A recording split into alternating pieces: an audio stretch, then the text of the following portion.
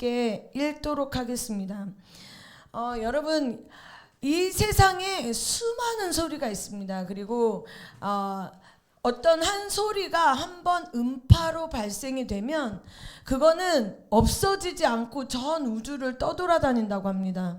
근데 우리가 우리의 입술로 우리의 성대를 사용해서 말을 할 수 있는 가장 귀한 말이 성경 말씀인 줄 믿습니다. 아멘. 우리가 하루에도 수많은 말들을 하는데 정말 이 말씀, 하나님의 본체이신 그분이 직접 우리에게 주신 이 말씀을 우리의 성대로 함께 연합해서 이 소리를 말할 수 있는 것이 특권인 줄 믿으시기를 예수님으로 축복합니다. 그래서 저는 본문을 읽을 때마다 항상 같이 읽습니다. 네, 말씀 읽도록 하겠습니다. 시작. 또 너희는 기도할 때 외식하는 자와 같이 하지 말라. 그들은 사람에게 보이려고 회당과 큰 거리 어귀에 서서 기도하기를 좋아하느니라. 내가 진실로 너희에게 이르노니 그들은 자기 상을 이미 받았느니라. 너는 기도할 때 내 골방에 들어가 문을 닫고 은밀한 중에 계신 내 아버지께 기도하라. 은밀한 중에 보시는 아버지께서 갚으시리라. 또 기도할 때 이방인과 같이 중언부언하지 말라. 그들은 말을 많이 하여야 들으실 줄 생각하느니라. 그러므로 그들을 본받지 말라. 너에게 있어야 할 것을 하나님 너희 아버지께서 아시느니라.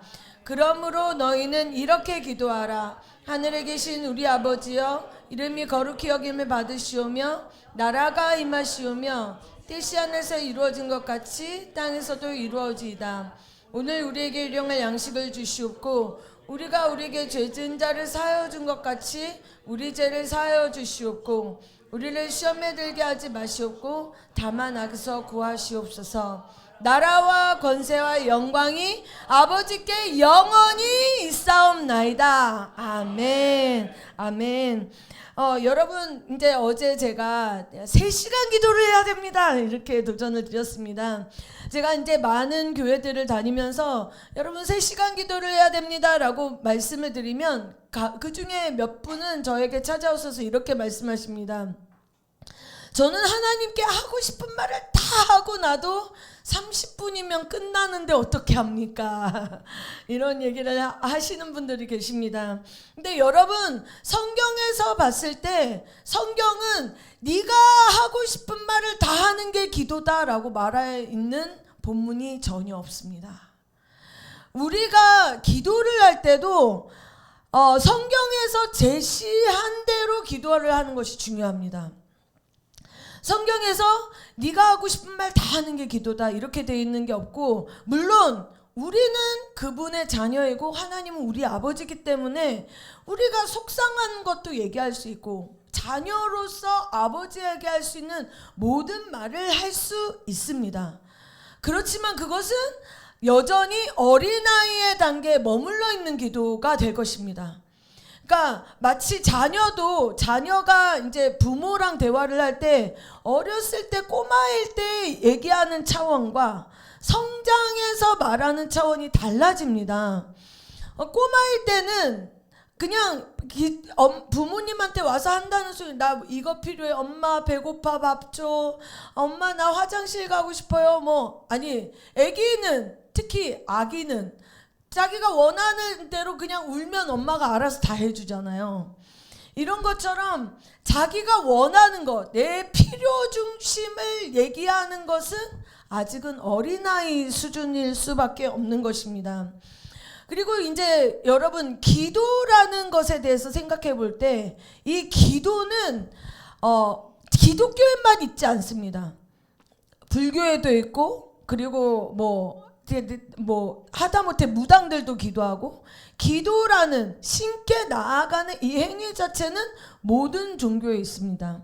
모든 종교에 있는데 우리가 기억해야 될 것은 예수 그리스도를 믿는 자들의 기도가 그들의 기도와 달라야 된다는 것입니다. 실질적으로 예수님이 이 주기도문을 가르친 본문에서도 너희가 아예 딱 잘라 말하십니다. 너희가 먹을 것, 마실 것, 입을 것, 이것은 구하지 말라. 이것은 이방인들이 구하는 기도다. 이거는 다른 종교에서 하는 기도다. 이것은 하나님 아버지를 모르는 자들이 하는 기도다. 그런 거죠. 고아가 자기 부모가 없으니까 어딜 가서도 내가 이거 필요해요, 이거 필요해요, 이런 거를 말하는데 그 모든 간구가 다 들어있잖아요. 근데 우리는 고아가 아닌 거예요. 맨날 그 자녀가 부모랑 같이 살면서 오늘 우리 엄마가 밥을 안 줄지도 몰라. 이러면서 막 불안에 떨면서 엄마 오늘은 혹시 밥을 주시나요? 맨날 이런다면 어떻게 될까? 근데 성경은 예수님이 특히 이 기도를 가르치신 이 본문에서는 아예 대놓고 이거는 이방인들이 구하는 거라. 너희는 내가 책임진다. 너의 인생은 내가 책임진다. 먹을 거, 마실 거, 입을 거 내가 책임진다. 심지어 이런 말도 하시죠. 공중에 나는 새를 보라. 농사도 안 하고 길쌈도 안 하는데 너희 천부 아버지께서 기르신다. 그 새들조차도 하나님의 보호와 하나님의 책임 아래 있다는 거예요. 창조주로서 창조물들을 다 책임지고 있으시다는 거예요. 우리 눈에 보기에 그냥 날아다니고 그러다가 죽어도 괜찮지 이런 새들조차도, 공중에 나는 새들조차도 하나님이 관심이 있다는 거예요. 나는 그 새들한테도 관심을 갖고 있고 그들이 아무 노력도 안 해도 내가 그들을 먹이는 아버지다. 내가 그들을 책임진다. 하물며 너희일까 보냐. 우리 안에 모든 종류의 고아의 영이 끊어지길 예수님의 이름으로 선포합니다. 여러분들이 지금 나는 이게 필요해, 나는 이거 필요해, 이거에 대해서 심지어 우리 가족들도 모를 수 있어도 하나님 아버지 아십니다. 그리고 그 여러분의 관심에 관심이 있으십니다. 많은 사람들이 그리고 이게 우리가 하나님을 찾는 이 행위는 무당이 어둠의 영을 찾는 행위랑은 분명히 달라야 되는 것입니다. 여러분들이 기도라는 것으로 말미암아서 무엇이 우리의 삶에 이루어질 수 있는지 이것부터를 분명하게 생각하고 있어야 됩니다. 여러분 안에 잘못된 기도의 인식들이 예수 이름으로 끊어질지어다. 아멘. 우리가 어떻게 기도를 생각하냐면 내가 부족할 때 도움을 구할 수 있는 정도, 이런 정도로 기도를 아주 약하게 생각하고 있는 거죠. 오히려 하나님은 나는 너를 책임진다. 나는 너에게 관심이 있다. 나는 너의 모든 것에 대해서 책임지고 공급할 것이다. 아멘. 오늘 우리가 찬양에서도 여호와 이레 선포했습니다. 여호와 이레. 우리가 생각지도 않았을 때 하나님 우리를 위해서 예비하시는 분. 아브라함이 하나님께 순종하기 위해서 이삭을 바치기 위해서 갈 때 그때 제사에 양이 필요할 것이라는 걸 하나님이 미리 계산하시고, 심지어는 아브라함은 계산도 안 했는데 그냥 하나님이 말씀하신 대로 순종해야지 하고 갈 뿐이었는데, 근데 하나님이 아브라함에게는 양이 필요할 것이다. 그 양을 이미 예비하신 하나님. 아브라함이 요 부근에서 제사를 드릴 것이다. 이것까지도 미리 아시고 거기에 하필 그 양을 어디서 가져오셨는가? 우리 알 수가 없죠. 근데 바로 그 위치에 예비하신, 정확한 시간, 정확한 타이밍, 정확한 장소에 예비하신 하나님, 여호와 이레 하나님, 아브라함에 관심이 있으셨고 아브라함을 책임지셨던 하나님, 그 하나님이 우리의 하나님인 줄로 믿습니다.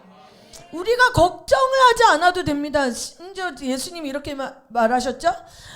걱정하지 마라. 무엇이든지 염려하지 마라. 한날의 괴로움은 그날의 족하다. 그 미래에 있을 것에 대해서 미리미리 막 너희가 걱정하지 말아라. 그 내가 책임진다. 책임지시는 하나님을 신뢰하시기를 예수님의 이름으로 축복합니다. 사람들이 무당을 왜 찾아가나요? 무당을 찾아갈 때는 내 미래가 어떻게 될까? 미래가 어떻게 될지 왜 알고 싶나요?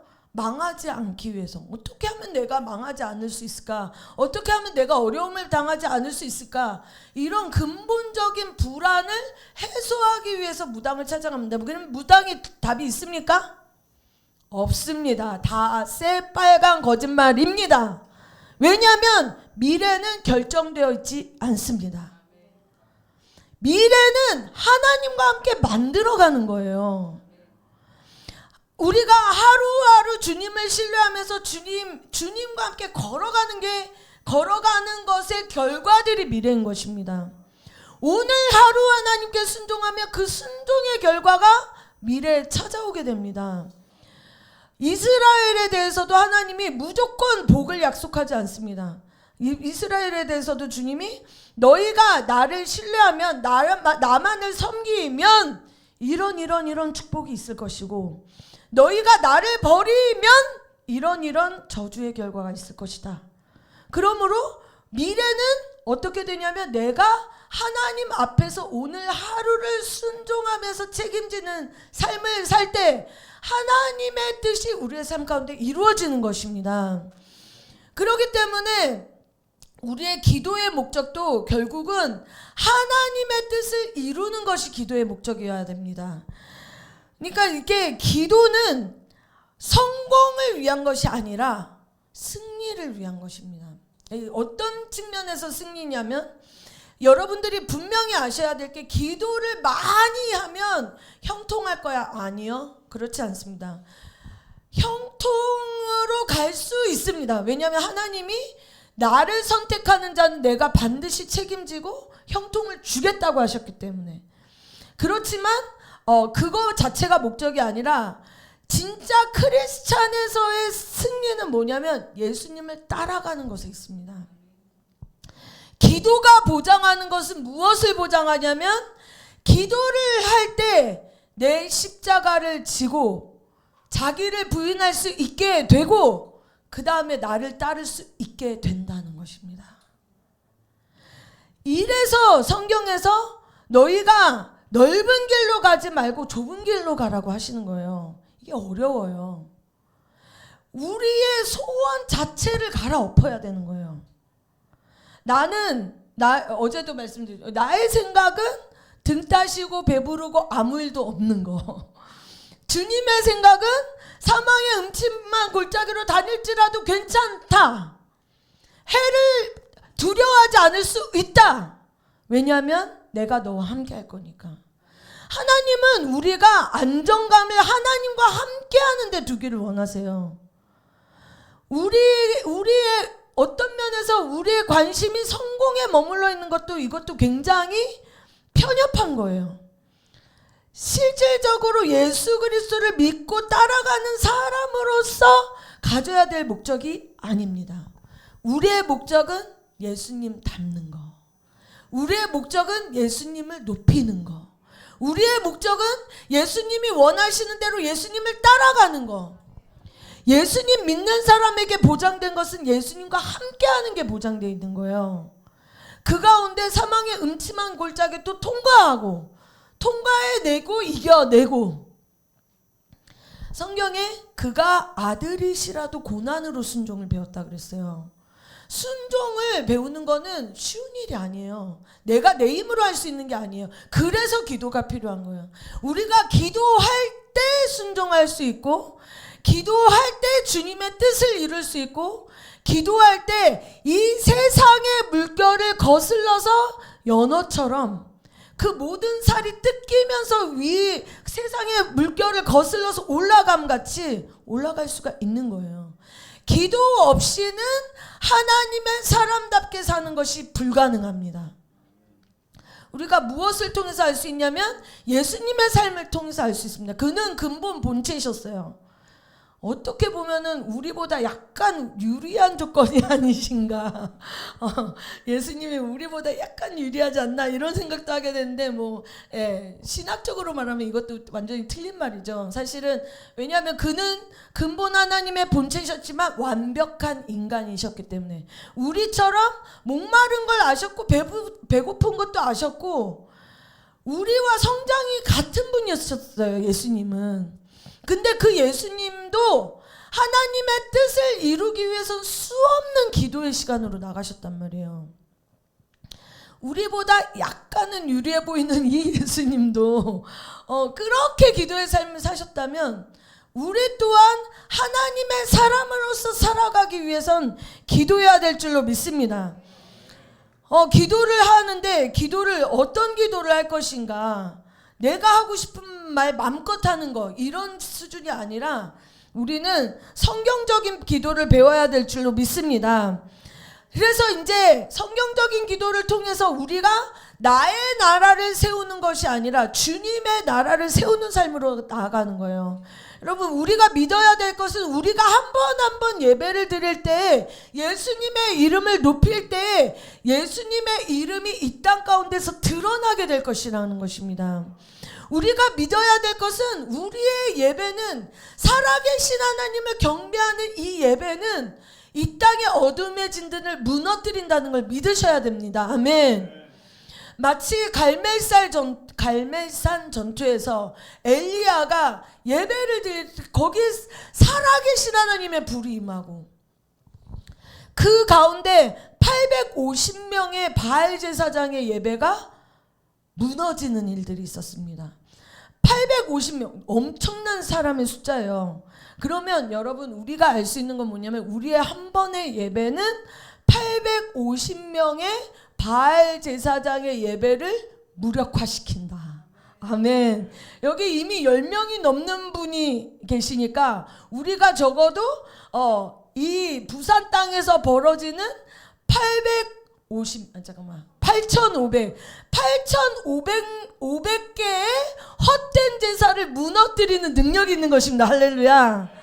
우리의 예배가, 예수 그리스도의 이름을 높이는 예배가 이 땅의 거짓 신들을 무너뜨리는 하나님 나라의 강력인 것을 믿으시기를 예수님의 이름으로 축복합니다. 아멘. 그 예수님이 그러면서 너희가 먹을 것, 마실 것, 입을 것은 구하지 마라 라고 아예 딱 잘라서, 너희가 필요한 모든 것을 하나님께 의뢰하고 신뢰하고 먼저 그의 나라와 그의 의를 구하면 모든 것을 더하시겠다. 이 약속 앞에 주님이 기도를 가르치시는데 기도의 전제가 있습니다. 맨 먼저 기도의 전제가 뭐냐면 마태복음 6장 5절 말씀 띄워주시. 너희는 기도할 때 외식하는 자들과 같이 하지 마라. 보이기 위한 기도하지 마라. 너희 자신을 증명하기 위한 기도를 하지 마라. 이 기도를 가지고 내가 좀 그래도 다른 사람들보다 우월한 사람이다라는 이 증명을 위한 기도를 하지 마라 라고 하시는 것입니다. 그것은 사실은 우리가 기도의 삶을 살다 보면 우리의 기도 생활이 노출될 수밖에 없어요. 특히 우리가 교회 안에서는 누가 기도를 많이 하는지, 누가 기도를 좀 적게 하는지 이게 다 노출되게 되어 있습니다. 특히 이 아인교회처럼 기도의 집을 하는 교회는 기도의 생활이 다 노출될 수밖에 없어요. 근데 그러면 이 말씀을 우리가 어떻게 지킬 것이냐, 우리의 마음의 동기를 계속 점검하라시는 거예요. 내가 보이기 위한 기도를 하고 있는가, 내가 나 자신을 증명하기 위한 기도를 하고 있는가, 그렇게 기도의 삶을 내가 남에게 드러내기를 원하는가, 이것을 날마다 점검하고 갈아엎으시라는 것입니다.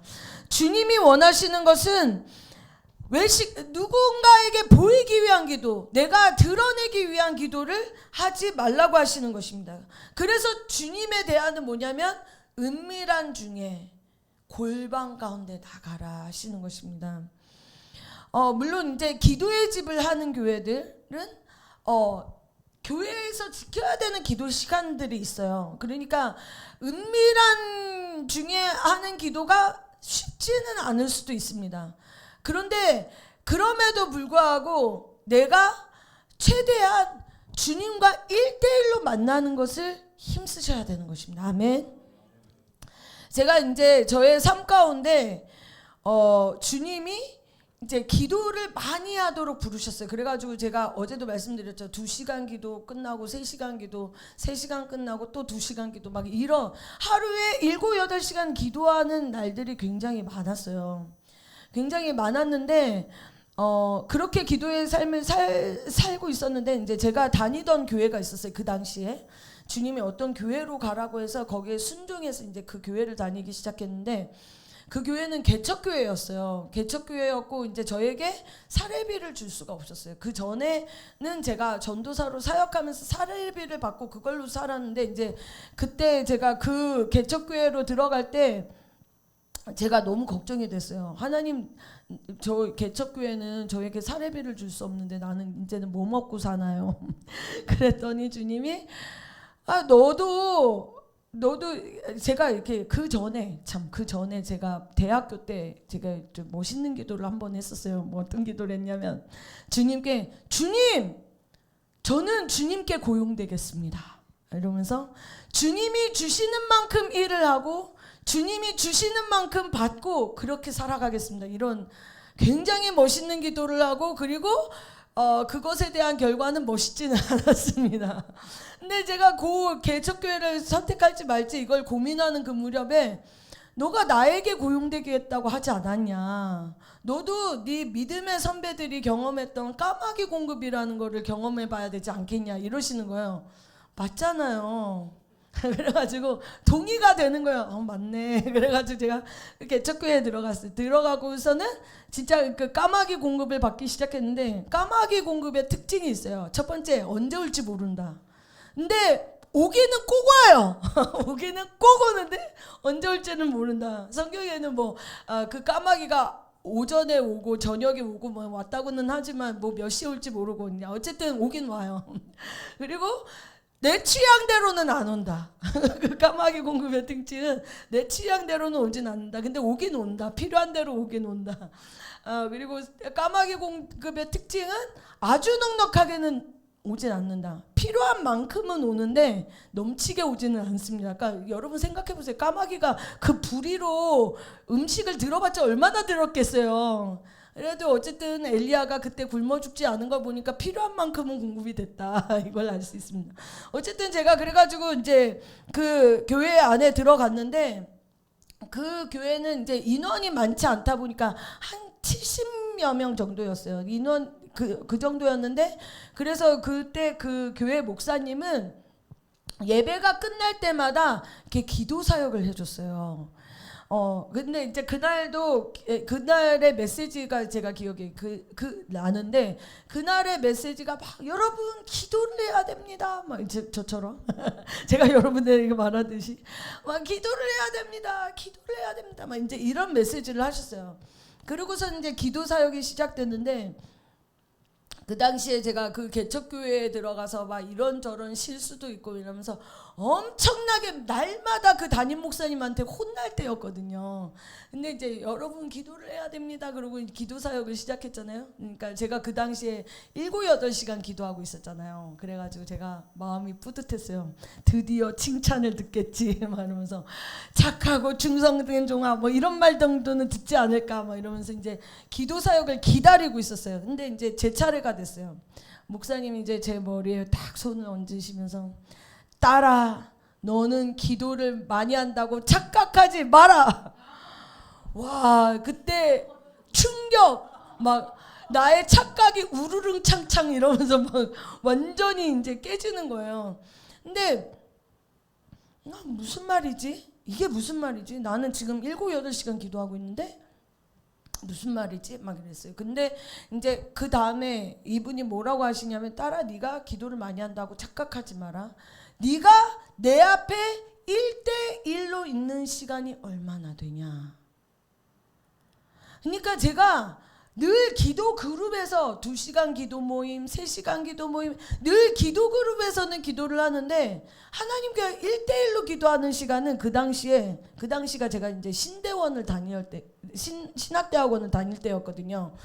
그때 신학대학원에서 6시에 이제 새벽 예배가 있었어요. 6시부터 7시까지 이제 새벽 예배가 있고 7시부터 자유 기도 시간이 있었어요. 그러면 제가 7시부터 8시까지 그 자유 기도 시간에 이제 1대1로 기도하는 그게 다였던 거예요. 나머지는 다 그룹 기도 모임 막 이런 거였던 거예요. 그러니까 1대1로 기도하는 시간이 얼마나 1대1로 기도하는 시간 1시간 뿐이네. 근데 그 당시에 제가 또 뭐가 기억이 났냐면 그 당시에 기도를 더 하고 싶은 거예요. 기도가 뭔가 되게 모자라. 근데 제가 아무리 치우칠 정도로 기도하는 이 부르심을 받았어도 내가 지금 7시간 8시간 기도하고 있는데 여기 지금 신대원도 다니고 있는데 여기에서 기도의 시간을 더 늘리는 거는 치우치다 못해 오바다. 그러면서 제가 기도 시간 안 늘리고 있었거든요. 근데 이때 그게 풀린 거예요. 1대1 기도. 제가 이것에 대해서 하나님이 왜 1대1 기도를 원하시나 이런 걸 생각해 봤을 때 기도도 하나님과의 관계로 들어가는 거예요. 이게 관계로 들어가는 건데 여러분들이 정말 사랑하는 사람이 있을 때 정말 저 사람 너무 좋고 막 너무 사랑하는 사람이 있을 때 여러분은 그룹과 함께 만나고 싶나요? 1대1로 만나고 싶나요? 예, 1대1로 만나고 싶죠. 하나님이 여러분 한 사람 한 분 한 분 너무너무 사랑하셔서 1대1로 보고 싶으신 거예요. 그냥 여러 명이 섞여서 막 기도하는 기도도 좋지만 그런 기도도 필요합니다. 그리고 두세 사람이 있는 그곳 가운데 교회의 권세, 왕 중에 왕의 권세, 왕권, 예수 그리스도의 왕권이 움직이는 기도기 때문에 이것도 중요한데 그것만 중요한 게 아니라 여러분이 하나님의 사람으로서 살아가려면 반드시 시간을 떼서 1대1로 만나는 시간을 가져야 된다는 거예요. 제가 그날 그 충격적인 기도 사역을 받고 나서 그러고 나서는 제가 내 마음에 어떤 기준이 생겼냐면 1대1로 기도하지 않는 기도는 기도 시간으로 안 세기 시작했어요. 제가 이제 그 이후에 기도의 집을 섬기면서 기도의 집에서 수많은 시간을 함께 두세 시간 막 세네 시간 이렇게 기도하는 시간이 많았단 말이에요. 그럼에도 불구하고 제가 개인 기도가 아닌 기도 시간을 기도 시간으로 안 치기 시작했어요. 그래서 제가 그때 여러분 3시간 기도를 해야 됩니다. 이런 강의를 이제 여러 도시에서 하고 다닐 때 그래도 제가 어떻게든 개인적으로 기도의 시간을 3시간을 확보하기 시작했어요. 하루 종일 교회 사역하다 보면 기도해야 되는 시간이 진짜 많아요. 기도 사역만 막 어떤 때는 기도 사역만 하면서 1시간을 보낼 때도 있어요. 그런 시간은 기도 시간을 안 쳤어요. 그리고 하루 종일 교회 사역이 끝나면 그 당시에 10시 반 11시가 됐어요. 그러면 제가 그때부터 자리에 앉아서 새벽 1시 새벽 2시까지 기도하기 시작했어요. 왜냐하면 이 시간만이 진짜 하나님이 셈해 주시는 시간이니까. 그러면서 제가 그 당시에 진짜 사기꾼이 안 내기면 강사가 3시간씩 기도해야 된다고 말하면서 3시간을 기도를 하지 않으면 이거는 사기꾼이지. 적어도 하나님의 사람이 사기꾼은 되지 말아야지. 막 이러면서 제가 기도의 자리에 힘썼습니다. 여러분 사역자들도요. 기도 시간을 떼려면 결국은 잠을 줄일 수밖에 없어요.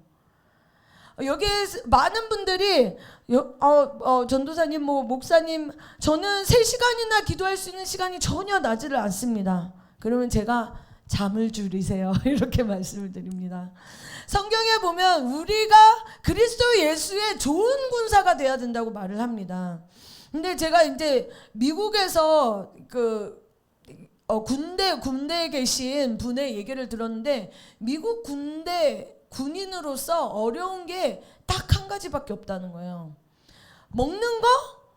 만약에 군인들이 스타벅스를 좋아하면 지중해 한가운데라도 모든 물건을 공수해 와서 스타벅스 카페를 만들어 준다고 합니다. 먹을 게 어렵지 않대요. 스파게티, 빵, 원하는 게 있으면 그 모든 걸 다 공수해 주기 때문에 먹을 건 어렵지 않대요. 입을 거 당연히 어렵지 않죠. 이제 군대에서 다 나오니까. 근데 미국 군대 군인으로서 어려운 게 딱 한 가지가 있는데 잠이라는 거예요. 그러니까 5분대 기조잖아요. 갑자기 무슨 일이 생기면 자려고 확보해뒀던 시간이 사라지는 거예요. 뭐 그게 2시간이 될 수도 있고 3시간이 될 수도 있고.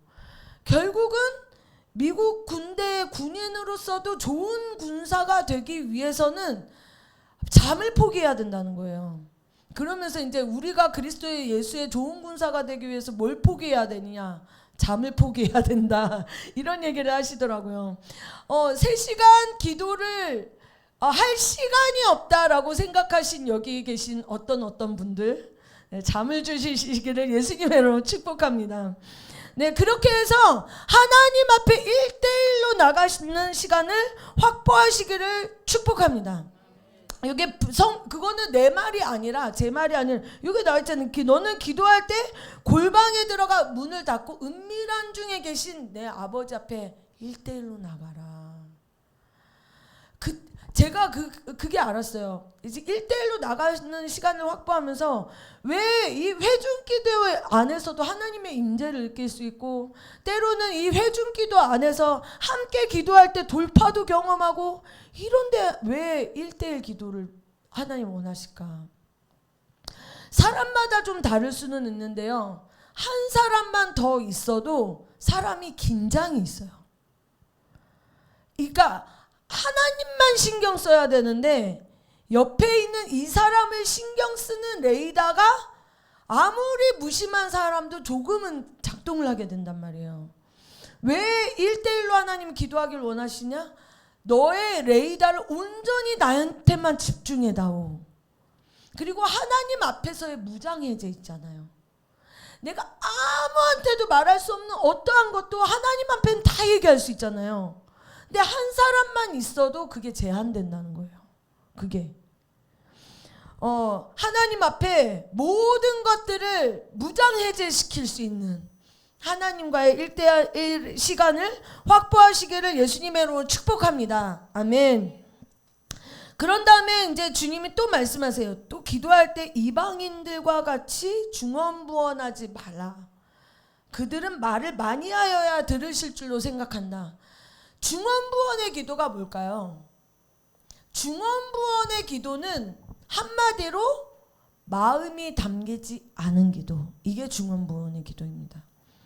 옛날에 이제 대표 기도하시는 교회들의, 여기 아인교회는 그런 분들은 안 계실 것 같은데, 옛날에 이제 교회 대표 기도를 하시는 분들 대표 기도는 어땠냐면, 천지에 신묘막측하시고 놀라우신 하나님 아버지, 우리가 주님 앞에 뭐이를 조아려 이렇게 겸손한 마음으로 주님 앞에 나와 꿇어 앉았습니다.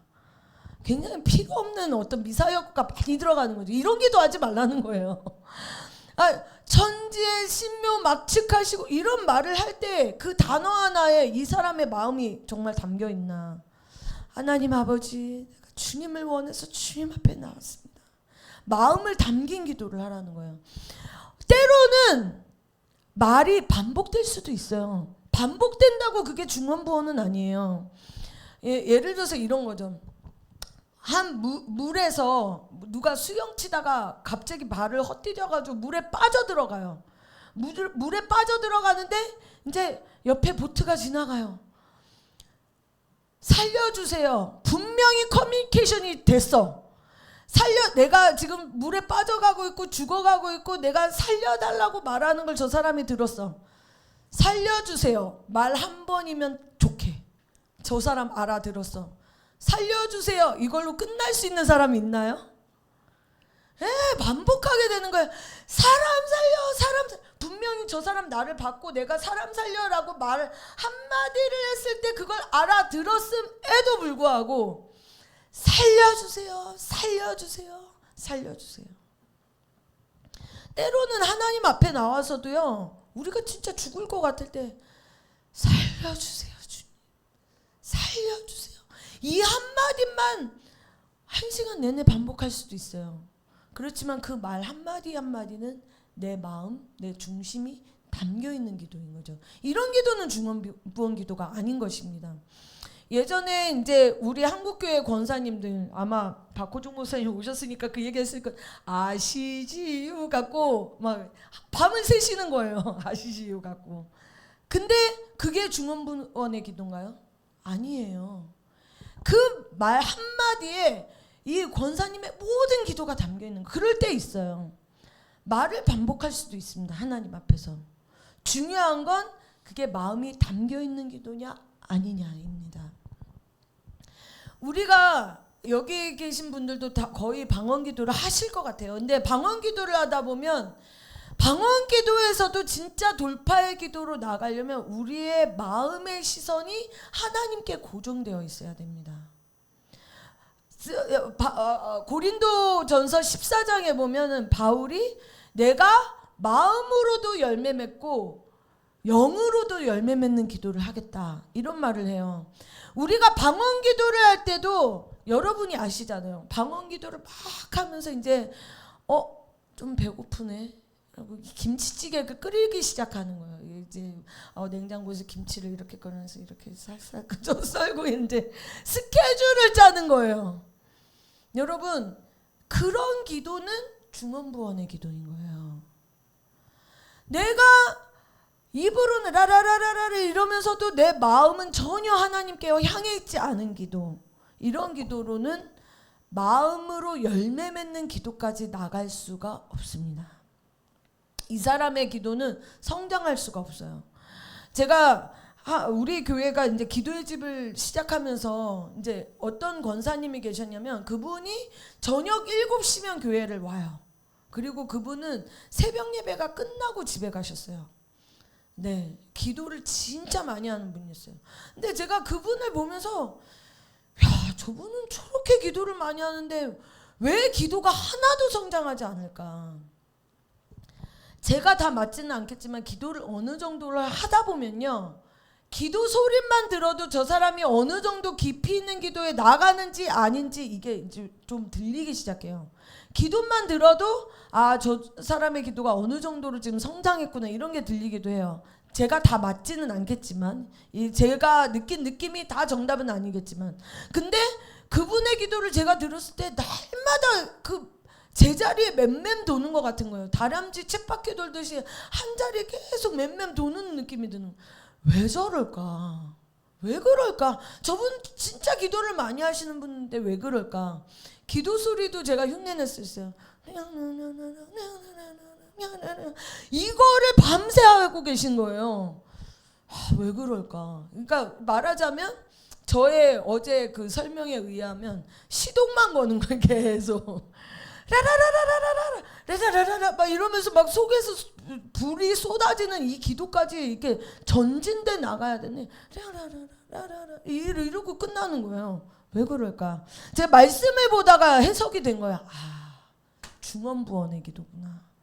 그분이 뭔가 하나님께 마음을 실지 않았구나. 그래서 제자리 쳇바퀴 도는 기도. 영으로는 열매를 맺을지 모르지만 마음으로는 열매 맺을 수 없는 기도. 돌파가 뭔지 알 수 없는 기도. 그런 기도 생활로 나가시는구나. 여러분, 성경에 예수님이 분명히 이방인과 같이 중언부언하지 말라. 말을 많이 하여야 들으실 줄로 생각한다. 말을 많이 늘리는 것에 목적을 두지 마라. 마음을 싣는 기도를 하라. 여러분이 3시간 기도를 도전하면서 마음을 싣는 기도로 나아가시기를 예수님의 이름으로 축복합니다. 아멘. 그러면서 주님이 뭐라고 하시냐면 너희는 이렇게 기도하라 라고 가르치십니다. 이렇게 기도해도 되고 이렇게 기도하지 않아도 되고가 아니라 꼭 이렇게 기도를 해야 한다 라는 것입니다. 근데 이제까지 이제 우리가 주기도문의 기도를 어떻게 기도했냐면 하늘에 계신 우리 아버지의 이름이 거룩히 여기 힘을 받으시오며 나라의 임하시며 뜻이 하늘에서 이루어진 것 같이 땅에서도 이루어지다. 이렇게 암송용으로만 썼단 말이에요. 무슨 주문같이. 근데 이 말은 그 말이 아니에요. 이런 내용으로 기도를 하라는 거예요.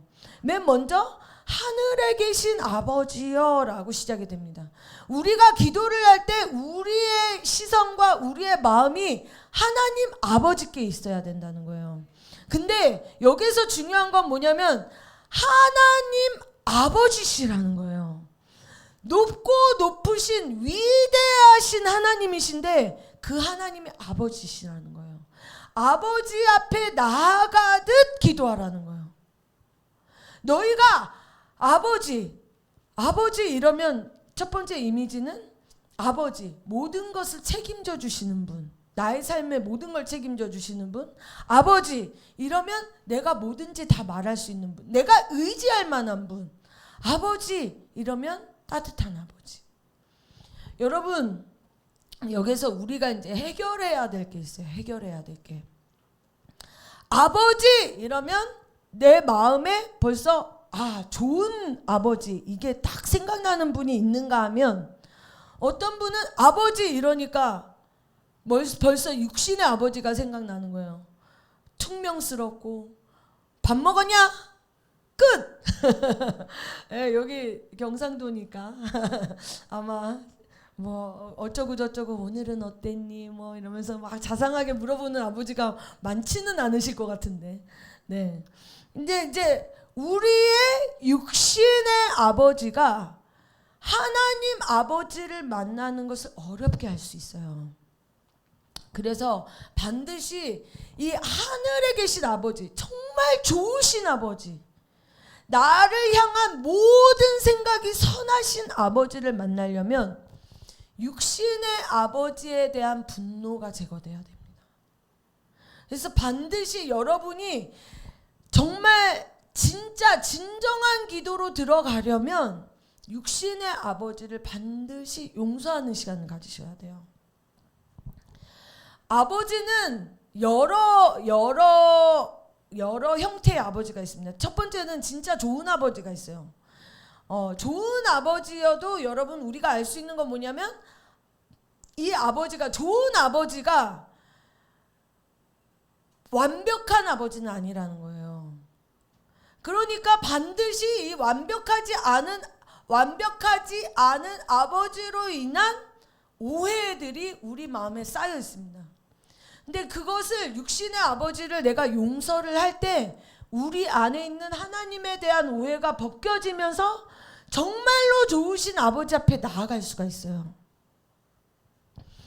제가 여기 이제 이 예화에서는 어떤 게 있냐면, 이 아버지는 정말 좋은 아버지였어요.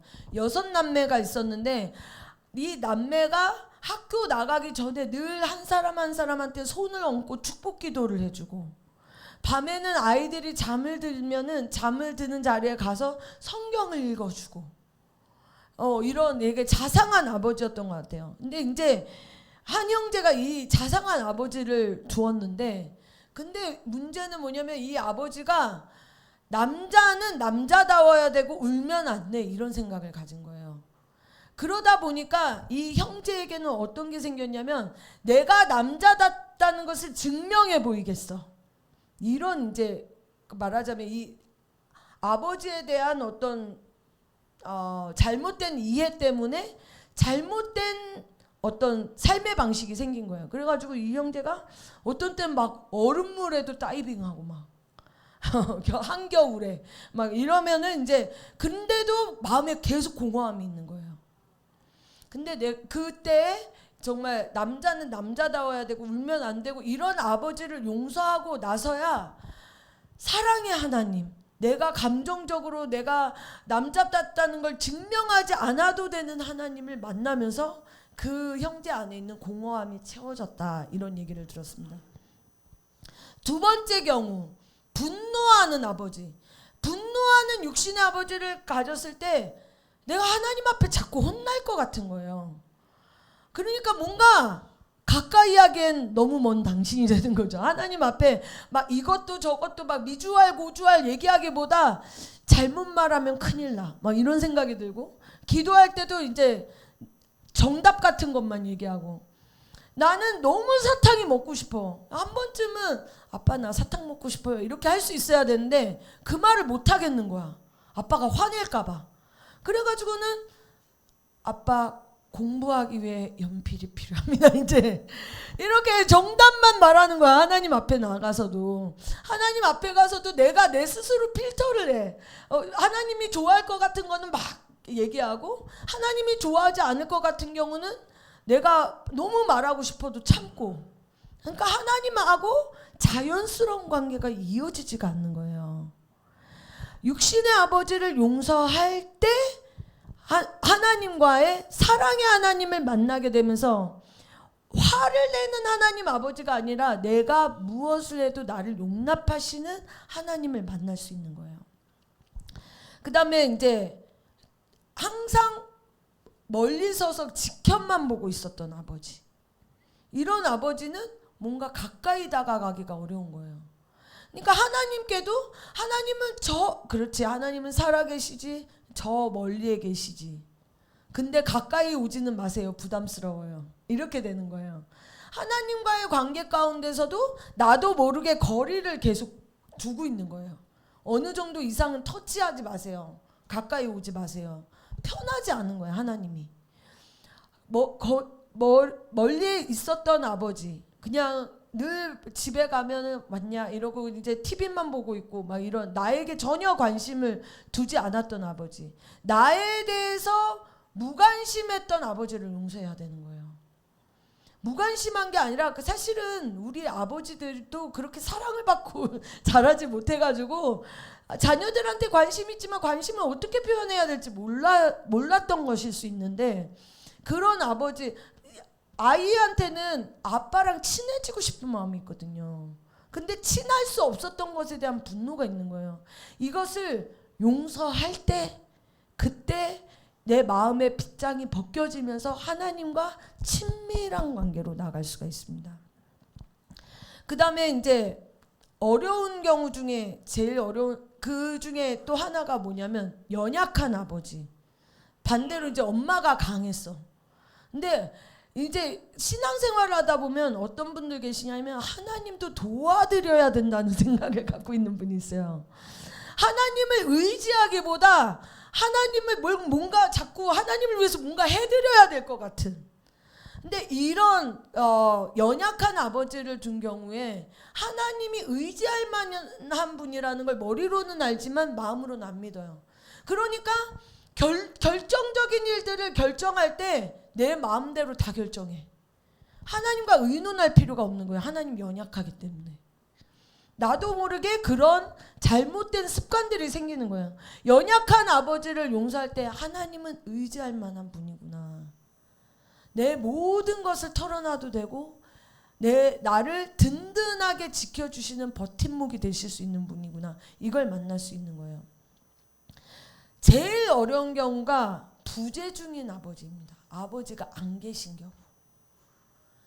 그럴 경우에 신앙생활 상담하다 보면요, 하나님이 있는 건 알겠는데 근데 하나님이 가까이 느껴지지 않고 내가 아무리 하나님을 찾아도 하나님이 찾아지지 않아요. 이런 경우가 어떤 경우냐면 아버지가 안 계셨어. 내가 가장 필요할 때도 안 계셨어. 그러니까 내 마음으로는 하나님에 대한 오해가 있는 거예요. 결국 내가 가장 필요할 때는 나와 함께하지 않는 하나님. 이런 경우에 하나님 아버지를 알려면, 온전히 알려면 부재 중인 어떤 아버지를 용서해야 돼요. 근데 아버지에 대한 경험이 없으니까 아버지에 대해서, 부재 중인 아버지에 대해서 분노하고 있다는 사실 자체도 모르는 거예요. 그래서 이런 경우는 이 분노를 찾는, 내 안에 사실은 이 아버지에 대한 분노가 있구나, 이거를 깨닫는 것 자체가 어려워요. 성령님의 도우심이 필요해요. 저의 경우에서는 우리 아버지는 노이로제가 있으셨어요. 이게 지킬 박사와 하이드가 나타났어요. 그러니까 어떤 때는 굉장히 착하신데 어떤 때는 굉장히 악하신 거예요. 이게 왔다 갔다 하면서 나타났어요. 어렸을 때는 우리 아빠가 그런 병이 있는지 몰랐어요. 그리고 어느 날 제가 이제 가장 힘들었던 한 사건이 있었는데, 고등학교 2학년 때였는데 제가 이제 공부를 막 열심히 하진 않았어요. 그게 이제 아빠한테는 되게 스트레스였던 거예요. 근데 공부 좀 열심히 해라 뭐 이런 잔소리를 평소에 하는 아버지가 아니었어요. 어느 날 이제 아빠가 이제 회사 끝나고 이렇게 돌아왔는데 제가 그냥 TV를 보고 있었어요. 아무 생각 없이. 근데 그때가 이제 하이드 씨가 나타나는 때였던 거예요. 이게 악한 아버지가 나타나는 그런 때였던 거예요. 딱 들어오시더니 너 이놈의 자식 공부 안 할 거야 이렇게 막 소리를 지시더니 멱살을 잡고 땅으로 내팽개치고 발로 밟으셨어요. 엄청 맞았어요 그날. 그런 일이 있었는데 그러고 나서 제가 어떤 게 생겼냐면 엄마랑 아빠랑 저랑 이렇게 셋이 있을 때는 괜찮은데 아빠랑 둘이 있을 때는 항상 불안한 거예요. 왜 불안한지도 몰랐어요. 그냥 불편하고 그러면 아빠랑 둘이 있으면 항상 방으로 그냥 혼자 들어가 버리고 이제 이런 게 생겼는데 그게 왜 생겼는지도 몰랐어요. 근데 나중에 육신의 아버지를 용서해야 진정으로 살아계신 하나님을 알 수 있다. 이것을 배우고 난 다음에 이제 용서하는 기도를 하는데 저는 하나님이 저에게 주신 은혜가 이해력이 좀 좋은 편이에요. 누가 뭐 어떤 일을 하면 그래서 그럴 수밖에 없었지. 저래서 저럴 수밖에 없었지. 이렇게 이해하는 게 잘 돌아간단 말이에요. 우리 아버지에 대해서도 제가 병이 있었으니까 어쩔 수 없었지 이렇게 이해를 했어요. 그래서 이 강의를 들을 때마다 주님 내가 용서하겠습니다. 아버지를 용서합니다. 이런 기도가 어렵지 않았어요. 근데 이 강의를 한 10번째 들은 날이 있었어요. 10번째 들은 날이 있었는데 그날은 너무 마음이 힘든 거예요. 막 이 강의실을 뛰쳐나가고 싶은 거예요. 왜 뛰쳐나가고 싶은지도 몰랐어요. 근데 이제 주님 앞에 주님 내가 이 강의 10번쯤 들었고 내가 그때마다 아버지를 용서하는 기도를 했는데 근데 제가 지금 이거 많이 들었고 다 아는 그런 강의 내용인데 내가 지금 이 강의장에서 나가도 됩니까? 라고 물어봤어요. 지금 생각해보면 그런 질문을 하나님 앞에 한 거 자체가 은혜였던 것 같아요. 나가도 됩니까? 이랬더니 하나님이 그냥 있어라 이런 감동을 주셨어요. 그래서 있으라니까 어떻게 힘들지만 있기로 결정했어요. 그러니까 여러분이 어떤 캠프나 수련회나 이런 자리로 갔을 때 오늘따라 너무 힘들고 밖에 나가고 싶다 이때가 정말 하나님이 뭔가 그 강의를 통해서 터치할 게 있는 때일 수가 있어요. 그러니까 그때 잘 물어보셔야 돼요. 진짜 단순 내가 지금 컨디션이 힘들어서 좀 그런 컨디션 회복을 위한 어떤 이런 게 필요한 건지 하나님이 뭔가 하실 일이 있어서 뭔가 지금 방해를 받고 있는 건지 주님께 물어보셔야 됩니다. 제가 이제 주님이 있으라고 해서 그 자리에 앉아 있었어요. 근데 이제 그 강사 목사님이 아버지 육신의 아버지를 용서해야 됩니다 이러면서 기도를 인도하기 시작하셨는데 뭐라고 인도하셨냐면 우리가 성령님을 환영하고 초청합시다. 성령님을 의지합시다.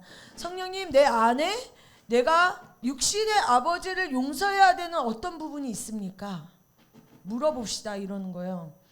왜 지직거릴까요? 되게 신경 쓰이네. 중요한 얘기를 해야 되는데 왜 제가 무엇을 용서해야 될까요?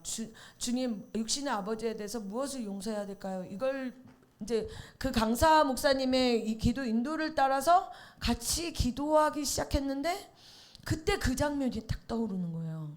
제가 아빠한테 너 이놈의 자식 공부 안 할 거야 하고 엄청 맞았던 그 장면이 딱 떠오르는 거예요. 그 장면이 딱 떠오르고 나서 주님 그때 너무 마음이 아프고 힘들었던 게 생각이 나는 거예요. 주님 용서하겠습니다 이러면서 기도하고 있는데 장면이 바뀌었어요. 기도하면서 장면이 딱 바뀌었는데 아빠가 할아버지한테 그렇게 맞고 있는 장면이 보였어요.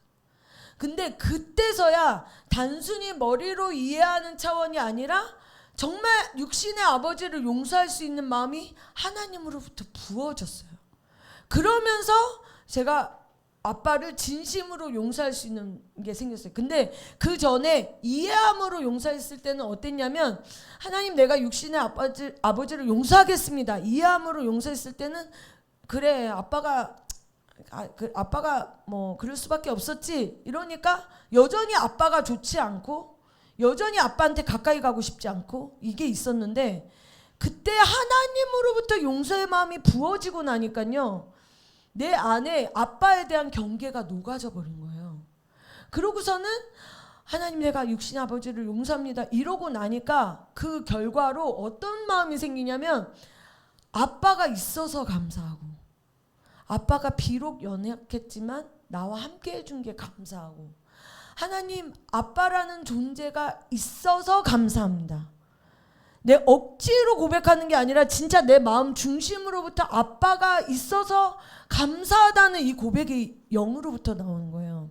제가 이런 과정을 겪으면서 용서의 단계가 있다는 것을 알게 됐어요. 첫 번째 단계는 용서를 하기로 결정하는 것입니다. 용서를 하기로 결정하는 게 왜 중요하냐면요, 어떤 분들 이래요. 내 마음은 전혀 용서하지 않는데 용서하기로 결정합니다. 이게 무슨 의미가 있나요? 이렇게 얘기하시는 분이 있어요. 근데 여러분, 사람에게는 이성, 감정, 의지가 있어요. 그쵸? 적어도 내가 알 수 있는, 나의 마음의 상태를 알 수 있는 이성, 감정, 의지라는 영역이 있습니다. 근데 용서하라, 이건 하나님의 명령이잖아요. 근데 용서하라, 이게 하나님의 명령인데 내가 용서하겠습니다라고 결정할 때 나의 이성과 의지가 하나님의 명령에 순복하는 거예요. 내가 용서하겠습니다 결정해도 내 마음은 하나도, 내 감정은 하나도 용서의 감정이 없는데 이거 거짓말 아닙니까? 아니요, 거짓말이 아니라 이건 순종이에요. 이성과 감정, 나의 영역 가운데 적어도 3분의 2가 하나님 앞에 순복한 거예요. 내가 내 힘으로 어쩔 수 없는 감정은 어쩔 수 없어요. 근데 내가 용서하겠습니다 라고 했을 때 이성과 의지가 주님 앞에 순복한 것입니다. 근데 이제 이거에 용서하는 과정이 있는 게, 용서하기로 결정합니다로 끝나는 게 아니에요. 너 아직 용서 안 했는데 하고 감정이 딱 올라와요. 또 용서하지 못한 이 감정이 올라와요. 그래도 우리가 씨름을 하는 거예요. 아니, 그래도 나는 용서할 거야. 그래도 용서할 거야. 이 씨름의 과정이 있어요. 근데 이 씨름의 과정이 있다 보면 어느 순간 하나님의 도우심이 옵니다. 그래서 용서가 가능하게 되는 거예요. 우리가 용서할 수 있는 근거는, 그 사람이 나한테 아무리 잘못했어도 용서할 수 있는 근거는 그리스도께서 십자가에서 나의 모든 죄를 위해 죽으셨기 때문에 그 사랑을 힘입어 우리가 용서할 수 있는 것입니다. 내가 아직 죄인 됐을 때, 내가 가장 비참한 상태일 때, 그때 하나님은 우리의 가장 밑바닥을 보시면서도 용서하셨어요. 그 용서를 힘입어, 그 사랑을 힘입어 우리에게 상처를 준 그 누구도 용서를 할 수가 있는 거예요. 우리가 어떤 사람을 용서할 때는 주님의 십자가를 바라보는 거예요. 주님이 나를 용서하셨습니다. 주님이 나를 용서하셨습니다. 이 사랑에 서면서, 그래서 나도 저 사람을 용서할 수 있습니다 로 나가는 거예요. 주님의 십자가의 보혈의 능력이, 그 나를 용서하신 그 증거가 나 또한 다른 사람을 용서할 수 있게 합니다. 오늘 나온 이 주기도문 안에서도 너희가 다른 사람을 용서한 것 같이, 우리가 다른 사람을 용서할 때 그분이 나를 용서하셨다는 걸 알 수 있게 되는 거예요. 그래서 우리 마음에 분노의 칼을 뽑으셔야 돼요. 뽑아내서 버리셔야 돼요. 용서의 씨름을 시작하기를 예수님으로 축복합니다. 그렇게 씨름을 하다 보면 주님이 용서할 수 있는 힘을 부어주시고, 용서가 이루어졌을 때 드디어 그 사건으로부터 자유케 되는 것입니다. 제가 아는 어떤 목사님은 아버지가 어머니를 6명을 데려오셨어요. 6명을 한꺼번에 데려오신 게 아니라, 어느 날 중학교 때였는데 어느 날 집에 와보니까 어떤 낯선 여인이 있는데, 오늘부터 네 어머니야 라고 하신 거예요. 몇 달을 살다가 갑자기 그 여인은 사라지고 또 다른 여인이 왔어. 그리고 너희 어머니야. 이렇게 어머니가 6번이 바뀌었습니다. 그러니까 이제 사춘기 시절을 경험하면서, 안 그래도 가뜩이나 예민한데 어머니가 그렇게 바뀌고 바뀌는 과정 가운데 얼마나 분노가 있겠어요. 이분이 어느 날 너희 아버지를 용서해라라는 하나님의 음성 앞에 순종해서 기도를 시작했는데, 이 아버지를 온전히 용서하기까지 날마다 철야 기도를 하면서 6개월간 철야 기도를 하셨대요. 6개월간 철야 기도를 하면서 그때서야 용서할 수 있는 힘이 부어져서 용서를 할 수 있었다는 어떤 한 목사님의 간증도 들은 적이 있습니다. 여러분, 육신의 아버지에 대해서는 여러분이 반드시 용서를 해내셔야 됩니다. 왜냐하면 그렇게 육신의 아버지를 용서할 때 살아계신 하나님 아버지가 얼마나 좋은 분인지를 알게 되는 거예요. 그래서 이제 우리가 하늘에 계신 아버지요, 이 주기도문의 첫 시작의 부분에 있어서 우리가 반드시 해결해야 되는 게 하나님 아버지에 대한 오해를 뽑아내기, 해결하기, 이런 시간들을 반드시 가지셔야 됩니다. 여러분들이 그 시간들을 가지시기를 예수님으로 축복합니다. 기도와의 과정 가운데 또 필요한 게 뭐냐면 회개입니다. 여러분들 이런 얘기 들어보셨을 거예요. 기도를 시작하자마자 회개부터 시작해라, 이런 얘기 많이 들어보셨을 거예요. 왜 그럴까? 그냥 우리는 죄인이니까, 날마다 그냥 죄를 지으니까 당연히 회개를 해야지가 아니라, 이게 하나님 아버지와의 관계 가운데 나가는 거기 때문에 그렇습니다. 우리가 하는 모든 죄는 하나님과 관계를 멀어뜨리게 만드는 요인이 됩니다. 성경 말씀에 뭐라고 했냐면, 너희가 손이 짧아 구원치 여호와가 손이 짧아 구원치 못하심도 아니요, 귀가 드나여 듣지 못하심도 아니고, 오직 너희 죄악이 하나님과 사이를 내어서 그로 하여금 듣지 못하시게 함이라. 우리의 기도가 하나님 앞에 상달될 만한 기도가 되기 위해서는 우리가 죄를 해결해야 되는데, 죄를 해결하기 위해서 회개 기도를 해야 되는 것입니다. 예를 들어서 이런 거예요.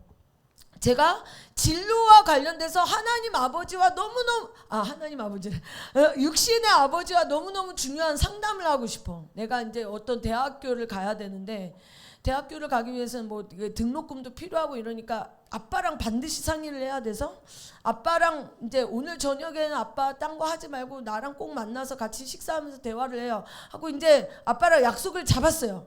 약속을 잡은 바로 그날 아빠가 아끼는 노트북에 커피를 쏟았네. 커피를 쏟아가지고 얼른 복구를 위해서 이제 수리점에 갔는데 복구 불능이래.